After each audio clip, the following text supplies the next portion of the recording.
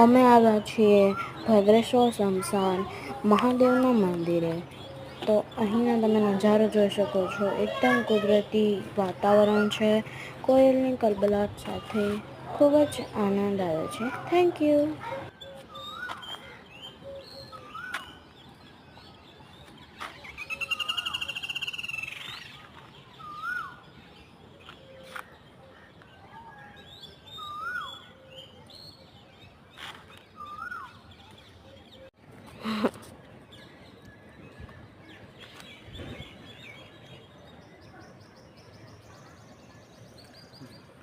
બીજું કાપી નાખું.